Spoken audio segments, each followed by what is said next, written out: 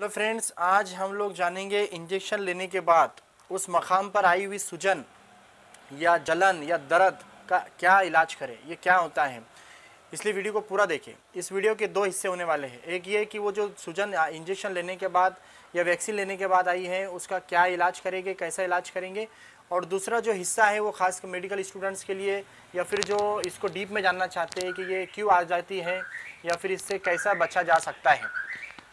तो दोस्तों, मैं आपको बता दूं सबसे पहले कि जब भी हम इंजेक्शन लेते हैं, आयम इंजेक्शन, आयम यानी कि इंट्रामस्कुलर मसल्स के अंदर जब भी हम इंजेक्शन लेते हैं, या डेल्टॉइड मसल्स यानी कि खांदे के पास यानी कि हाथ पर जिसको कहेंगे आम जुबान में, या फिर कमर के अंदर, है ना, जो बहुत सारे इंजेक्शन जो है दर्द वाले इंजेक्शन हैं, और दूसरे जो बहुत सारे इंजेक्शन है वो ज़्यादातर कमर में लिए जाते हैं। ग्लूटियस मैक्सिमस जो मसल्स आती है उसके अंदर। फिर इसके अलावा जो है तो छोटे बच्चों में मांडी के पास भी इंजेक्शन दिया जाता है जिसको वेस्टस लेटरलिस कहते हैं, वो मसल्स को। तो यहाँ पर क्या होता है, इंजेक्शन लेने के बाद दूसरे दिन तीसरे दिन जो है तो हमको थोड़ी सी सूजन जैसी महसूस होती है। वो हिस्सा जो है तो एक सूजा हुआ या लाल लाल चत्ते जैसा यानी कि रेडनेस वहाँ पर आ जाता है, और समटाइम्स वो जो हिस्सा है वो दर्द महसूस करता है। इसकी क्या वजह हो सकती है, ये जो हो जाए तो क्या वजह हो सकती है। इसमें दो अहम पॉइंट याद रखो। एक तो कोविड-19 के जो वैक्सीनेशन चल रहा है उसके ताल्लुक से मैं एक अहम बात बताऊंगा आपको, और दूसरी चीज़ आम इंजेक्शन जो हम लेते हैं दर्द के, टॉनिक के, जो भी इंजेक्शन हम लेते हैं वो दोनों में थोड़ा डिफरेंस है। थोड़ा गौर से सुनेंगे तो याद रहेगा। तो सबसे पहले ये सूजन क्यों आ जाती है, तो सूजन आ जाने की 4-5 वजह हैं। सबसे पहली वजह ये है कि फोबिया यानी कि डर, सबसे पहला। अब डर की वजह से हम बिचक जाते हैं और जो नीडल होती है सिरिंज की वो इधर उधर हो जाती है, जिसकी वजह से वहाँ का जो है तो टिश्यू वगैरह डिस्टर्ब हो जाता है, वहाँ पर जो है तो धक्का लग जाता है जिसकी वजह से स्वेलिंग आ जाती है। तो सबसे पहले जो है तो फोबिया यानी कि डर। दूसरी चीज़, जो इंजेक्शन दिया जा रहा है वो कुछ इंजेक्शन ऐसे होते हैं जो इरिटेंट होते हैं, जो थोड़ा सा यानी कि जलन देते हैं, देने के बाद ठनक महसूस करते हैं। तो दूसरी वजह ये हो सकती है, पहला है डर, दूसरा है वो इरिटेंट हो सकता है, और तीसरी चीज़ जो स्टाफ आयम दे रहा है या फिर जो भी इंजेक्शन दे रहा है अगर वो ट्रेन नहीं है ना, उसको अगर परफेक्ट नहीं मालूम है कि इंजेक्शन कैसे देते हैं तो उसकी गलती से भी वो यानी कि स्वेलिंग आ सकती है, सूजन आ सकती है। लेकिन ज़रूरी नहीं है हमेशा कि जो देने वाला है उसकी गलती की वजह से ही सूजन आ गई है, बल्कि ज़्यादातर चांस ये होता है कि हमारे अंदर एक डर का माहौल पैदा रहता है, डर का, खौफ का एक थिंकिंग बनी हुई रहती है, इसलिए ये हाल हो जाता। और चौथी चीज़, अगर कुछ होगा स्वेलिंग की वजह बनेगी तो वो ये है कि जिस हिस्से पर हम इंजेक्शन दे रहे हैं उस हिस्से को डॉक्टर जो क्या करते हैं या फिर इंजेक्शन आयम लगाने वाले क्या करते हैं, उस हिस्से को डिसइंफेक्ट करते हैं, यानी उस जगह को जो है क्लीन करते हैं स्पिरिट वगैरह से, है ना, ताकि वो जगह बिल्कुल इन्फेक्शन से जो है तो दूर हो जाए, और बिल्कुल हम जो है तो आयम दे दें ताकि अंदर नीडल के साथ कोई बाहर का इन्फेक्ट थिंग जो है या कोई भी चीज़ जो है अंदर या बारीक बारीक जो है ना जाए। तो अगर डिसइंफेक्ट होता है यानी कि वो जो एरिया है उसको अगर हम अच्छे से क्लीन नहीं करेंगे तो उसकी वजह से भी स्वेलिंग के चांस बहुत ज़्यादा हो जाते हैं। तो अब हम देखेंगे कि अगर ये स्वेलिंग अगर हो गई है तो इसका इलाज क्या करें। इसमें अहम पॉइंट जो मैं आपको बताने वाला था, ये जो मैं बात बता रहा हूँ ये हमारे नेशनल कोविड वैक्सीनेशन गाइडलाइन के मुताबिक जो हिदायत दी जा रही है उसके अंदर बता रहा हूँ। डॉक्टर अग्रवाल बोलकर है, तो उनकी गाइडलाइन ये है कि अगर आपने कोविड की वैक्सीन लिए, गौर से सुनो, अगर आपने कोविड की वैक्सीन लिए और दूसरे तीसरे दिन आपको वहाँ पर दर्द महसूस हो रहा है, स्वेलिंग महसूस हो रही है, तो आपको घबराने की कोई ज़रूरत नहीं है, इट्स नॉर्मल। और उन्होंने मतलब ये कहा कि ये जो साइन मिल रहा है यानी जो निशानी मिल रही है हमारे लिए बेहतर है।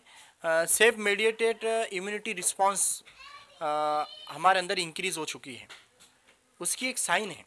हमने वैक्सीन लिए और दूसरे तीसरे दिन के बाद वहाँ पर स्वेलिंग आई या फिर रेडनेस दिख रहा है तो ये सेल्फ मेडिएटेड इंक्रीज़ हो चुका है, इम्यून रिस्पॉन्स बॉडी के अंदर रेडी हो चुका है, तैयार हो चुका है, उसकी एक निशानी है, यानी ये एक अच्छी अलामत है। इससे डरने की कोई ज़रूरत नहीं है। इसके लिए कोई भी एंटीबायोटिक की, किसी भी पेन किलर की, किसी भी एंटी इन्फ्लामेटरी यानी कि सूजन को दूर करने की कोई दवा लेने की कोई ज़रूरत नहीं है, वो खुद ही अच्छी हो जाएंगी। ठीक है, बेहतर है कि हम उसका फ़ोटो निकाल लें, वो खुद अच्छी हो जाएंगी। ये अच्छी साइन है, इसलिए जो लोग वैक्सीन लिए हैं और उनको अगर ऐसा कुछ हुआ है तो वो बेफिक्र हो जाए, इससे आपको कोई नुकसान नहीं है। तो हम बात कर रहे हैं कि दूसरे जो इंजेक्शन हम लेते हैं दर्द के, टॉनिक के, तो वो इंजेक्शन से अगर स्वेलिंग आती है तो हम उसके ताल्लुक से बात कर रहे हैं।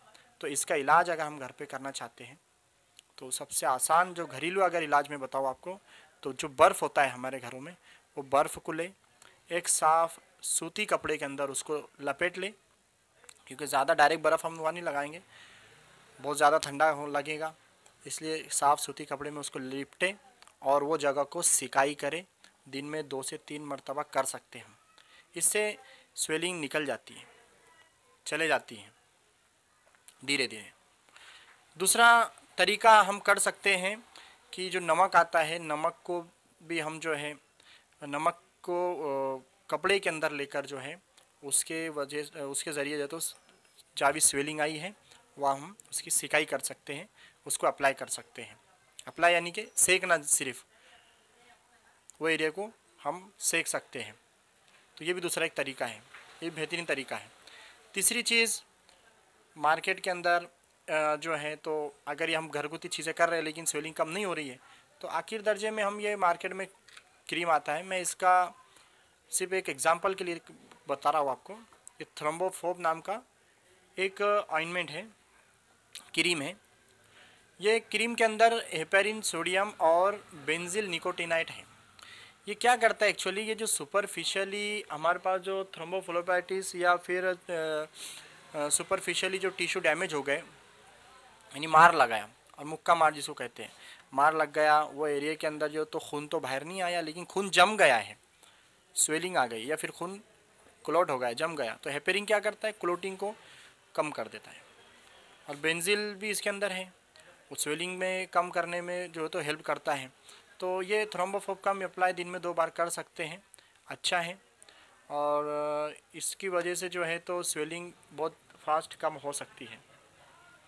अब कुछ अहम टॉपिक पे हम बात कर रहे हैं, कुछ टिप्स ऐसे मैं बता रहा हूँ जो मेडिकल स्टूडेंट के लिए भी अच्छे हैं।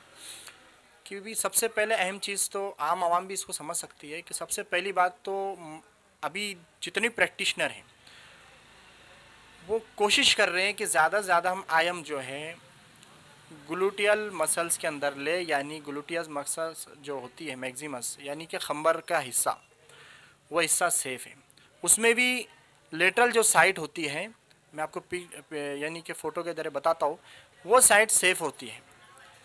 दूसरी साइड जो है वहाँ से बहुत सारे जो है तो आर्टरीज़ और नर्व्स का जो है तो वहाँ से गुज़रना होता है, तो हो सकता है हमारे इंजेक्शन की वजह से वो टच हो जाए और वो जो है तो प्रॉब्लम आ जाए। इसलिए बेहतर है कि हम लोकेशन को सेलेक्ट करें। डेल्टॉइड मसल बहुत रिस्की है, मैक्सिमम प्रैक्टिशनर इससे एहतियात कर रहे हैं, यानी कि इस पर नहीं लगा रहे इंजेक्शन। इसलिए हम भी कोशिश करें। बहुत सारे पेशेंट में देखता हूँ वो ज़िद करते हैं कि हमको हाथ में ही दो, लेकिन डॉक्टर नहीं देते हैं, मैं भी नहीं देता हूँ। उसकी वजह यह है कि वो बहुत रिस्की जगह है। लेकिन अगर कोई डॉक्टर दे रहा है, उनका एक्सपीरियंस है, तजुर्बा है, और कुछ चीज़ें जैसे वही देना ही है, तो वो बात अलग है। वो डॉक्टर अपने डेयरिंग पर, उनके हिम्मत के हिसाब से दे रहा है। लेकिन बेहतर ही ये है कि हम सेफ जगह दें। वेस्टर्स लेटरली जो मसल्स है, जो यानी कि मांडी के पास जो होती है, वो भी बहुत अच्छी सेफ साइड है। मैक्सिमम बच्चों में जो है तो वैक्सीनेशन के लिए इस्तेमाल होती है। तो ये था कुछ आज का टॉपिक। इसमें निडल की वजह से भी स्वेलिंग आती है। निडल को अगर हम सही यूज़ नहीं करेंगे, निडल को फिक्स नहीं करेंगे सिरिंज के अंदर, उसकी वजह से स्वेलिंग आती है। एक आखिरी इम्पोर्टेंट बात सब याद रखें, जो कन्फर्मेशन है कि ये स्वेलिंग जो आयम देने के बाद आई है ये हमसे अच्छी होगी नहीं होगी, ये कैसा कंफर्म करेंगे? बिकॉज क्योंकि वो जो स्वेलिंग आई आयम देने के बाद, वो सुपरफिशियली सॉफ्ट टिश्यू के डैमेज होने से आई है, लोकल स्वेलिंग आई है या फिर अपसेस बन चुका है, वह पस फॉर्मेशन हो चुका है, वो एरिया जो है वो जहाँ जगह इंजेक्शन दिए हैं वो ख़राब होने लगा है। डायबिटिक पेशेंट में डायबिटिक वुंड बन सकता है, डायबिटिक पेशेंट को प्रॉब्लम आ सकती है। इसलिए कभी भी आयम लेने से पहले पेशेंट से पूछना है क्या तुमको डायबिटीज़ है या नहीं है, यानी शुगर है या नहीं है। अगर वो शुगर होगी तो आपको पता है डायबिटिक वुंड जल्दी हीलिंग नहीं होता। इसलिए अपसेस, रेडनेस, स्वेलिंग, ये सारी चीज़ों को ध्यान में रखें। बहुत आसान है, क्लियर है, घरगुती हम जितना कर सकते करें। नहीं होता है फ़ौरन डॉक्टर के पास जाए, बताएं कि इस तरह से हमको तकलीफ़ है। Thank you very much. अगर इसके बावजूद आपको तमाम बातों के अलावा कुछ बातें जहन में हैं, आप कमेंट बॉक्स में कमेंट लिखो।